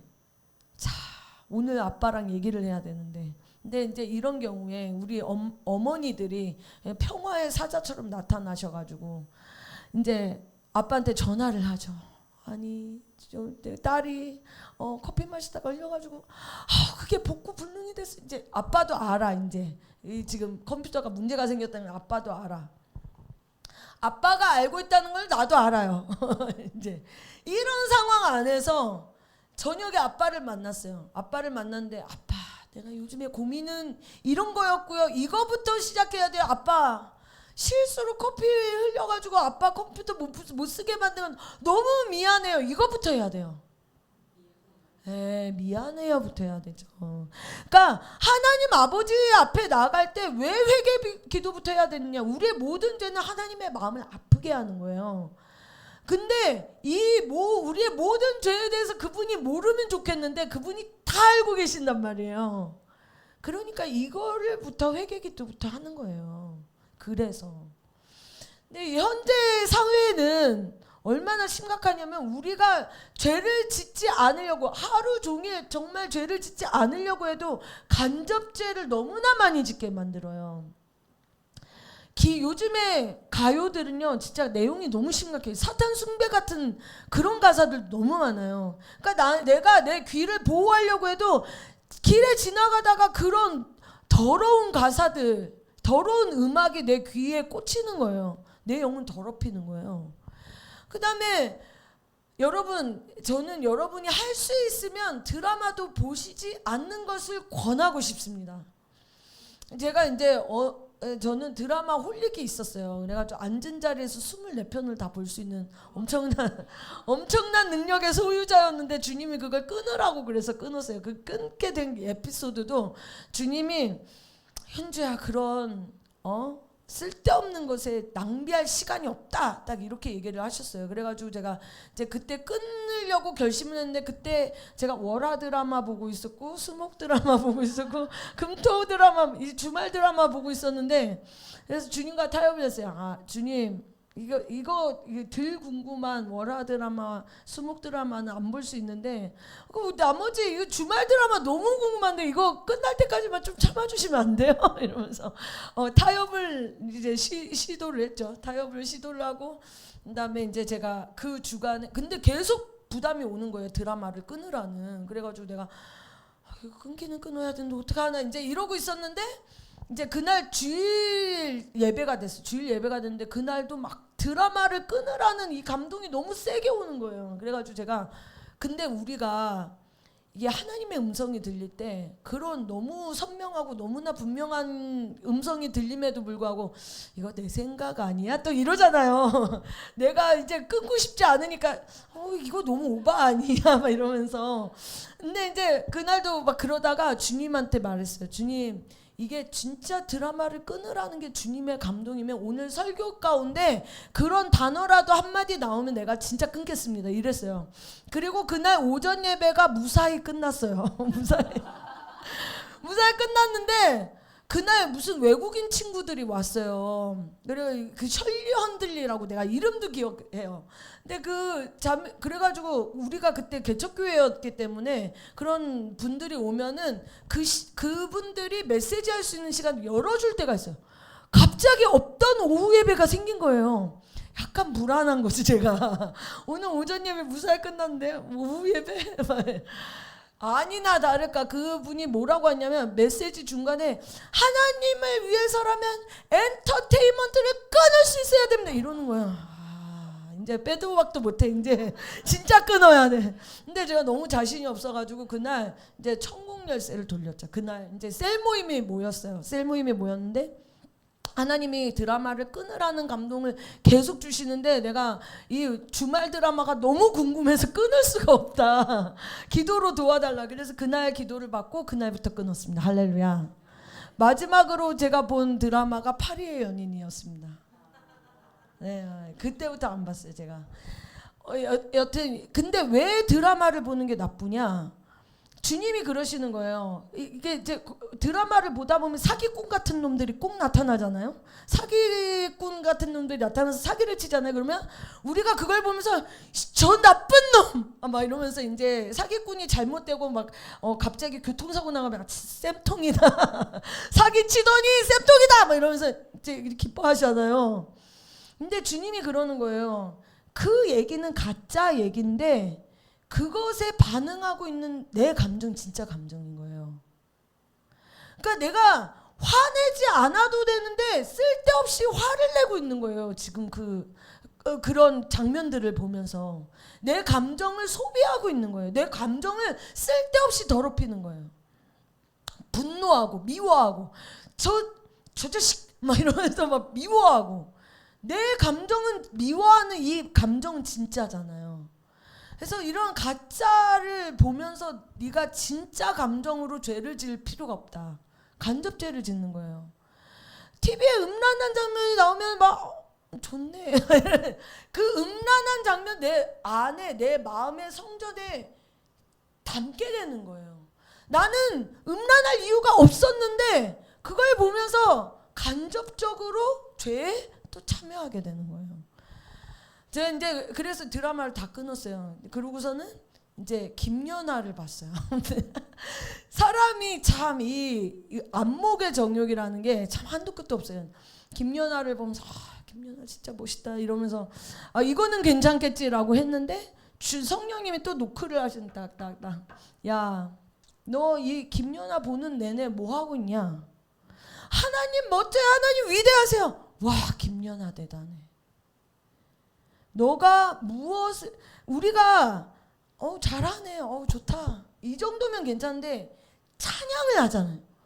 진짜 대단하다. 그리고 김연아 쇼트 프로그램 보는 내내 김연아 선수 진짜 대단해, 여신 이러잖아요. 그 친송의 수준이 넘어가는 거예요. 수준이 넘어가는 거예요. 그래서 이것도 안 좋다. 그래가지고 그 다음 코스 먹방. 그래가지고 먹방을 보는데 이건 괜찮겠지. 성령님 또 노크를 하시는 거예요. 육신의 적용을 자극하는 것이다. 여러분, 이렇게 우리의 삶 가운데 우리가 적극적으로 죄를 짓는 것도 있죠. 이렇게 어떤 사람 짜증나고 짜증나 쟤는 막 이런 비판과 정죄 이런 것도 있어요. 우리의 삶 가운데. 근데 문제는 이런 간접 경험, 드라마를 보고 뭘 보고 이게 미디어를 보고 이러면서 간접죄를 계속 짓는 자리로 들어가는 거예요. 우리가 하루에도, 제가 하고 싶은 말 뭐냐면, 우리가 하루에도 너무나 죄의 상황에 많이 노출되어 있는 거예요. 그러니까 주님 앞에 앉자마자 하늘에 계신 아버지 앞에 나갈 때 회개 기도를 할 수밖에 없는 거예요. 회개 기도를 해야 되는 거예요. 그렇게 해서 우리의 영과 우리의 마음에 담겨져 있는 모든 더러운 장면들을 끊어낼 때, 그때 우리가 하나님의 임재가 나아갈 수 있는 거예요. 왜 2-3시간 막 이렇게 기도를 해야 되냐? 우리가 그런 것들을 씻어내는데, 어떤 얼룩들은요, 이런 빨래할 때도 그런 거 있잖아요. 얼룩이 너무 진하면 이 얼룩을 벗겨내는 데만 시간이 진짜 엄청 걸리잖아요. 그런 것처럼 우리 마음에 담겨있는 죄의 얼룩들을 씻겨내는데 또한 그런 시간들이 필요한 것입니다. 하늘에 계신 아버지요. 아멘. 하늘에 계신 아버지께 정말 그 누구도 방해할 수 없는 친밀한 관계로 저와 여러분 들어갈 수 있기를 예수님의 이름으로 축복합니다. 하나님이 귀가 멀어서, 하나님이 귀가 둔해서가 아니라, 우리 죄악이 하나님과 우리 사이를 내었던 그 죄악들을 기도의 자리에서 처리하시고 날마다 깨끗게 되시기를 예수님의 이름으로 축복합니다. 하나님을 진짜 만나고 싶으면 거룩으로 나가야 됩니다. 내 힘으로 할 수 없고 주님의 보혈을 의지할 때 거룩으로 나아갈 줄로 믿습니다. 예수님의 피가 우리를 자유케 하십니다. 아멘. 기도의 자리에서 예수님의 그 보혈의 능력을 날마다 체험하시기를 예수님의 이름으로 축복합니다. 그 보혈의 능력으로 말미암아 하나님 앞에 가까이 나아갈 때 하나님의 임재를 경험할 수 있는 것입니다. 하늘에 계신 아버지요. 그래서 하나님과 눈이 마주치고 내 마음이 거룩함으로 준비되었을 때, 그때 주님이 기도 제목을 주십니다. 이름이 거룩히 여김을 받으시오며. 근데 제가 오늘 주제를 주인을 바꾸는 기도라고 했습니다. 이 주기도문의 기도는 구구절절히 자기 부인을 가르치는 기도입니다. 사실은 자기 부인을 위한 기도예요. 이름이 거룩히 여김을 받으시오며. 여러분의 마음 가운데 하나님을 높이고자 하는 열정이 어느 정도 있습니까? 내 이름을 높이고 싶습니까? 주님의 이름을 높이고 싶습니까?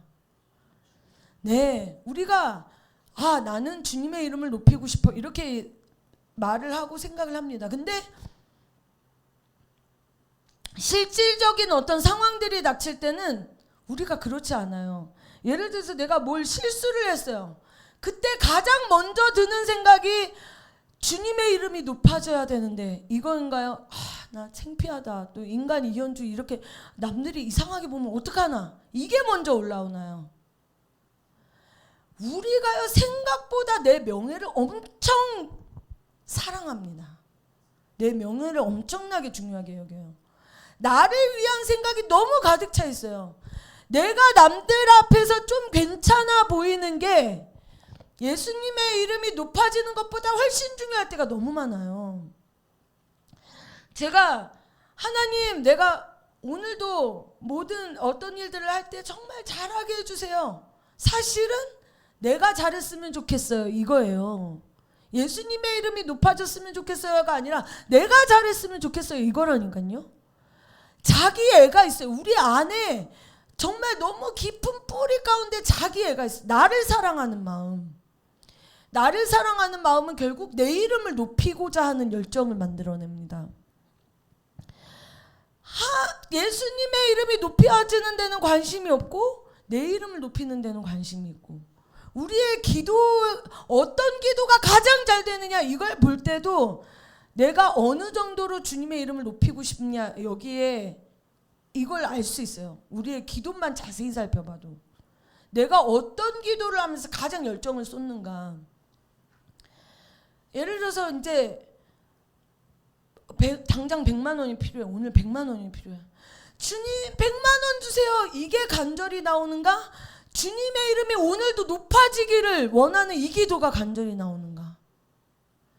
제가 이제 어느 날 내가 그렇지 않구나. 내가 주님의 이름을 높이기를 원한다고 하면서도 내 마음에 주님의 이름이 높임을 받으시오며, 이 기도는 약간 잘 모르겠어.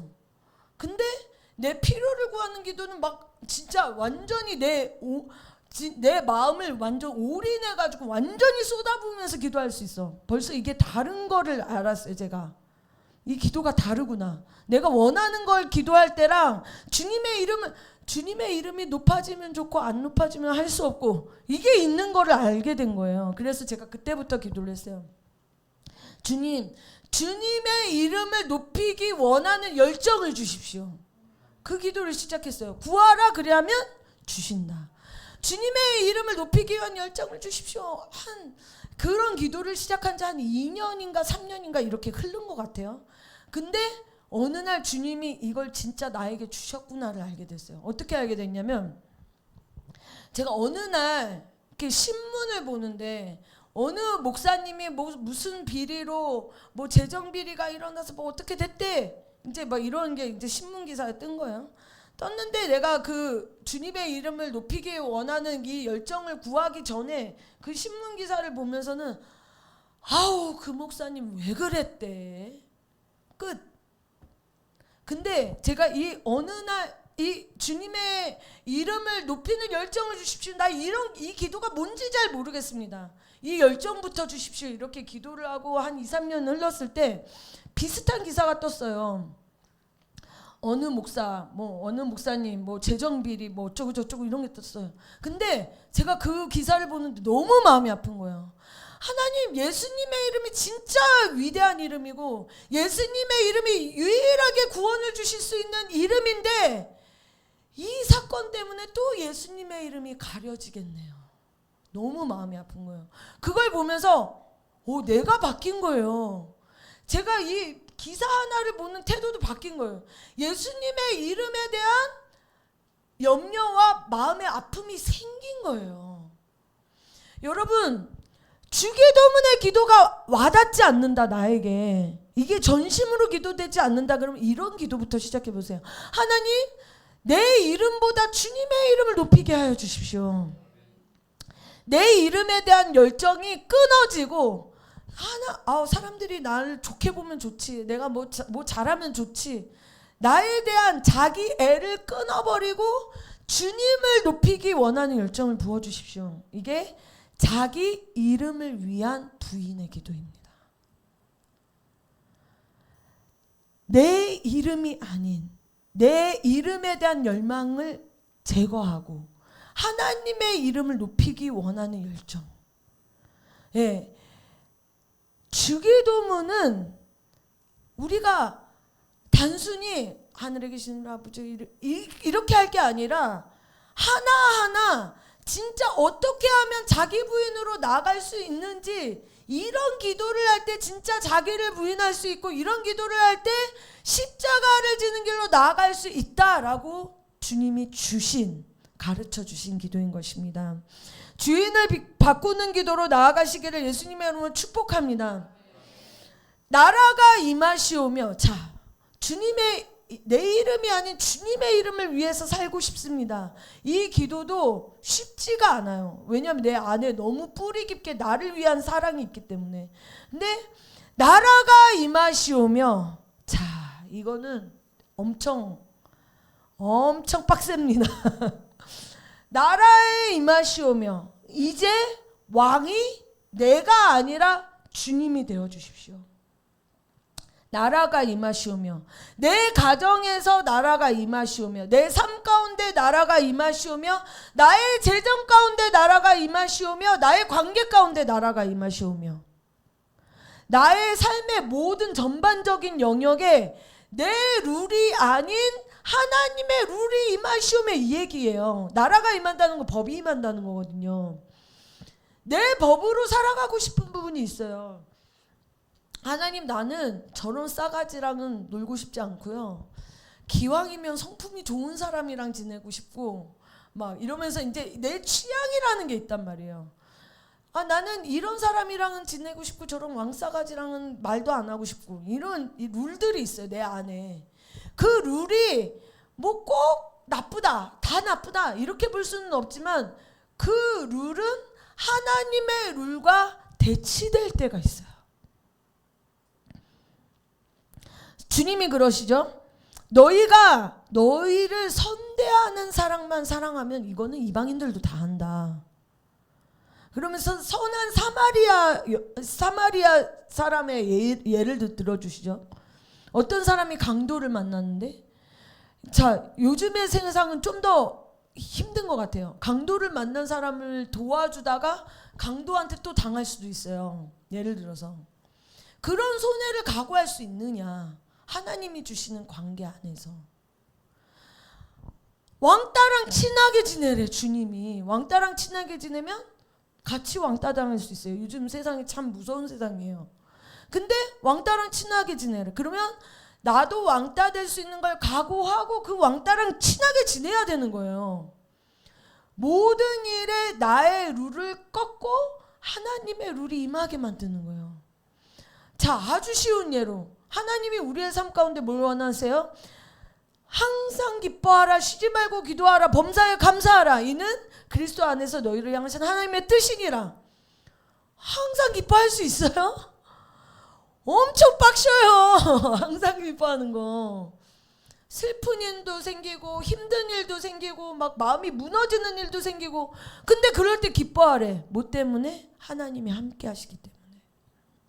그러면 나라의 입맛이 오며, 지금 내 삶은 이 뭐 예를 들어서 갑자기 막 빚이 막 주식 투자 잘못했다가 막 빚이 막 엄청 늘어났어. 막 이런 상황인데 주님이 기뻐하래. 자, 어이가 없. 주님도 당해보세요. 막 이러면서. 근데 나라의 입맛이 오며 이 기도는 그럼에도 불구하고 기뻐할 수 있게 도와주세요. 이런 기도로 나가라는 거예요. 주님의 룰이 임하도록 기도하라는 거예요. 내가 막 진짜 하루하루 내가 예를 들어서 뭘 사고 싶었어. 이번에는 이제 진짜 노트북을 바꿔야겠다. 이제 진짜 좀 맨날 뭐 꺼지고 막 아무튼 문제가 많아. 그래가지고 노트북 바꾸고 싶다. 그래가지고 노트북을 이번에 진짜 괜찮은 걸로 해야지 하고 따박 모아가지고 이제 드디어 200만 원이 되고 이제 내가 원하는 노트북을 살 수 있게 됐는데 주님이 헌금하래. 그럴 때 이제 주님, 내 재정의 주인은 누구예요? 나예요? 주님이에요? 네, 주님이에요. 그러면은 이때 뭐가 당연해요? 드리는 게 당연한 거예요. 드리는 게 당연한데 내 마음 당연하지 않잖아요. 이걸 갈아엎는 기도를 또 하는 거예요. 주님이 뭘 원하시는 게 너무 분명한데 그게 내가 잘 안 돼. 주님이 날마다 밤에 이제 잠을 줄이고 이제 3시간씩 기도해라, 이런 감동을 주셨어요. 근데 잠자는 게 너무 좋은데 내가 잠자는 시간이 제일 행복한 시간인데 잠을 줄이래. 하나님의 룰이 임하기 위해서 나의 룰을 꺾는 거예요. 재정이나 관계나 나의 삶의 전반적인 영역. 나는 TV 보는 낚시로 살아가는데 TV를 끊으래. 오늘 이현주 강사가 와가지고 이현주 목사가 와가지고 엔터테인먼트를 끊으십시오. 예, 나는 이런 거 이거 하루에 1-2시간 이거 핸드폰 보면서 막 이런 거 하는 게 나의 스트레스 푸는 방법인데 스트레스 푸는 방법 끊으라네. 기도하셔야 되는 거예요. 나라의 임하시 오며 예수님을 주인으로 모시는 게 당연하고 좋은 일인데, 예수님을 주인으로 모시는 삶을 살아내는 거는 좁은 길로 가는 것입니다. 예수님을 주인으로 모시는 삶을 살아내는, 성경에 그래요. 그 모든 입으로 예수 그리스도를 주로 시인하여 하나님 아버지께 영광을 돌리게 하였느니라. 여러분, 하나님께 영광을 돌리는 방법은 무엇이 있을까요? 하나님께 영광을 돌리는 방법은 성공이 아니에요. 하루하루 이걸 씨름해내는 게 영광을 돌리는 방법이에요. 뭐 어디 나가가지고 뭐 1등 해가지고 1등 상 트로피 딱 올리면서 하나님께 영광 돌립니다. 물론 나의 모든 승리로 주님께 영광을 드리는 것도 귀하지만 주님 그 트로피에 관심이 없어요. 없는 것을 있는 것 같이 부르시는 분이시잖아요. 하나님은 오늘 당장에 요 앞에 있는 이 예쁜 아가씨 당장에 미스 코리아로 올릴 수 있다는 거예요. 주님 그런 능력 있으세요. 기적의 하나님이세요. 그런 거 할 수 있어요. 근데 하나님 그거 굳이 안 하셔. 관심이 없어 그거에. 하나님의 관심은 우리가 하루하루 나라에 임하시옵시며 아주 작은 거 하나 그냥 저 사람한테 콜라 한 잔 갖다 줘라. 아 내가 지금 자매인데 저 형제한테 콜라 갖다 줬다가 오해 생기면 어떡해요? 이럴 수 있지만 주님은 갖다 주라면 갖다 주는 거예요. 오해가 생기든 말든. 뭐라고 해야 되나? 위험함이 늘 있어요. 주님의 음성을 듣고 그것을 순종하는 데는 항상 리스크가 있어요. 그래도 그걸 감당하는 거예요. 주님 사랑하기 때문에. 제가 정말 너무 후회가 되는 그런 저의 삶의 간증이 하나 있는데, 이제 제가 늘 다니는 길이 있었어요. 그때 늘 다니는 길이 있었는데, 그때 이제 막 주님의 나라를 위해서 기도해라. 막 우리의 삶이 우리의 도시가 주님의 나라로 바뀌기를 기도해라. 이제 이런 도전을 받고 그런 기도를 막 할 때였는데. 제가 늘 다니던 길에 술집이 2개가 생겼어요. 빡빡 술집이 2개가 생겼어요. 감히 내가 다니는 길에 술집이 생기다니. 이제 이게 거슬렸어요. 그 술집이 거슬렸어요. 그래가지고 거기를 지나갈 때마다 주님이 술집이 사라지게 하시고 막 이러면서 날마다 기도를 했어요. 날마다 기도를 했는데 그 거슬리니까 너무 신경이 쓰이고 거슬리니까. 그래서 지나갈 때마다 기도를 했는데 어느 날 지나가는데 주님이 너가 이 술집 앞에서 무릎을 꿇고 기도하면 내가 이 술집을 없애주겠다. 이런 음성이 들렸어요. 자, 주님이 나를 참 곤란하게 하시네. 이러고서는 제가 이제 거기에 딱 서가지고 일단 좌우 양옆을 잘 봤어요. 잘 보고 자 손님들이래. 사람들이 다 지나가고 난 다음에 가장 사람이 없을 때 얼른 무릎 꿇고 주님이 술집 없애주세요. 그러면 얼른 일어났어요. 야 오늘 내가 승리했다. 내가 나 순종했어. 막 이러고서는 되게 기쁘게 나 했으니까 없애주세요. 막 이렇게 되게 주님 앞에 막 없애주실 거죠? 막 이러면서 이제 그러고 이렇게 지나가는데 이제 2번째 술집 앞에 섰어요. 또 기도를 하라는 거예요. 주님이 너가 이 술집 앞에서 무릎 꿇고 기도하면 내가 이 술집을 없애주겠다. 또 음성이 들리는 거예요. 근데 그때는 제가 주님 저 방금 했잖아요.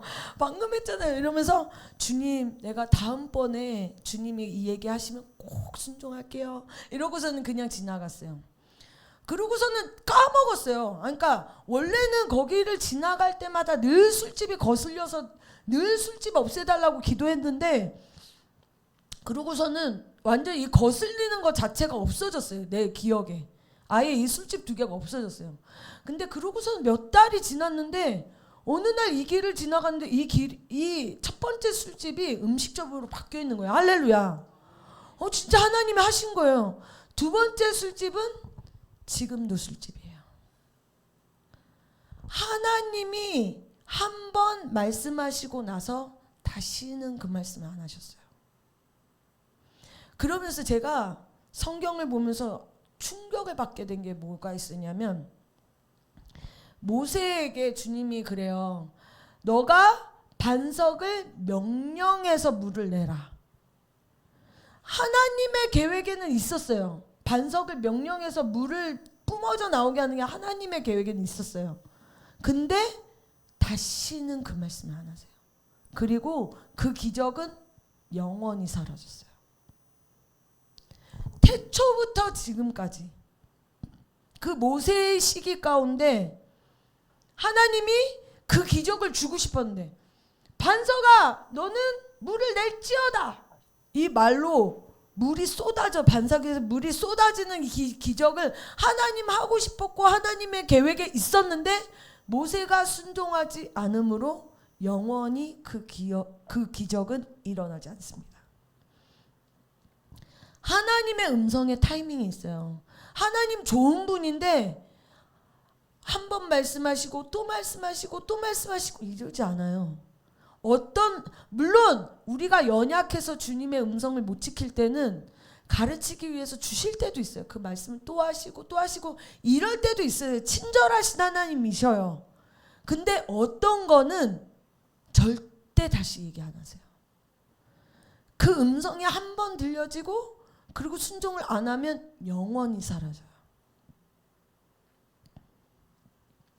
저와 여러분이 나라가 임하시오며 그분의 통치와 다스림이 나에게 임하시오며, 하나님 이제는 내가 나의 법대로 살지 않고 나의 룰대로 살지 않고 하나님의 룰대로 살기를 원합니다. 하나님의 룰이 나의 삶의 전반적인 영역 가운데 침투하기를 원합니다. 간절히 기도하시기를 원합니다. 이게 하나하나 엄청난 씨름인 거예요. 내 룰이 있는데 그 룰을 하나님의 나라의 룰로 뜯어고치는 거. 뜯어고칠 게 한두 개가 아니죠. 머릿속에 살짝만 생각해봐도 몇 수십 개가 생각이 나죠. 예, 이런 기도를 하라는 거예요. 주님이 나라 뜻이 하늘에서 이루어진 것 같이 땅에서도 이루어지다. 내 뜻이 아니라 하나님의 뜻을 이루어 주십시오. 여러분, 이 기도는 어느 정도로 힘들었냐면 예수님도 힘드셨어요. 이 기도는 예수님이 십자가를 지기 위해서 이 세상에 오신 걸 알고 있었고, 그리고 예수님이 공생애를 시작할 때 가나안 혼인잔치에서 뭐라 그래요? 물을 포도주로 바꾸는 이 사건 앞에서 주님이 내 때가 아직 이르지 아니하였나이다 이런 얘기를 해요. 예수님에게 있어서 내 때라는 것은 십자가를 지는 때를 의미했어요. 그러니까 공생애를 시작할 때 이미 나는 언젠가 십자가를 져야 된다 알고 있었어요. 그랬는데 그게 하나님의 뜻인지 알고 있으셨음에도 불구하고 십자가를 지기 바로 전날에 땀이 핏방울이 될 정도로 기도하셨어요. 내 뜻대로 마시고 아버지의 뜻대로 하옵소서. 이걸 하기 위해서. 이 예수님의 기도에서도 저는 되게 감사한 거는 있었는데, 우리가 말은 해볼 수 있구나. 주님 앞에 어떤 소원이든 말은 해볼 수 있습니다. 우리는 그런 자유가 있어요. 예수님이 십자가 지는 거 진짜 하나님의 뜻인지 알았는데, 주여 할 수 있거든 이 잔을 내게서 옮기시옵소서 말을 하셨어요. 그 고통 가운데서. 우리의 마음에 생긴 모든 종류의 고통을 주님 앞에 말씀드릴 수 있습니다. 그러나 우리가 그 기도의 자리에서 뭘 결정해야 되냐면, 그러나 내 뜻대로 마시고 아버지의 뜻대로 하옵소서, 이 자리로 들어가야 되는 것입니다. 예, 내 뜻을 꺾는 기도로 나가는 거예요. 기도란 뭐냐면, 그래서 자기를 부인하고 자기 십자가를 지게 하는 천국 열쇠. 천국 열쇠 어디에 사용해야 되냐면 주님의 뜻을 이루기 위해서 사용해야 되는 것입니다.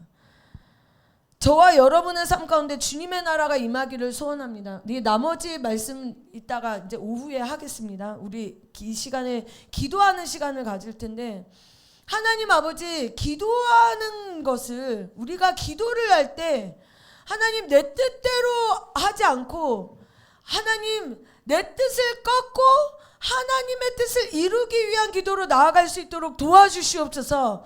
우리 함께 이 시간에 주여 합심해서, 하나님 이제까지 기도의 자리에서 내가 내 뜻을 고집하며 어린아이와 같은 기도를 반복했던 것을 주님 용서하여 주시고, 이제는 내 뜻이 아닌 주님의 뜻을 이루기 위한 기도로, 하나님 내가 정말 뭔가 기복주의적인, 내가 기도하면서 복받고 받고 기도하면서 성공하고 기도하면서 고난을 통하고 이런 데만 기도를 쓰는 것이 아니라 주님의 뜻을 이루기 위한 기도로 나갈 수 있도록 도와주시옵소서. 우리 함께 주여 합심해서 기도하겠습니다. 주여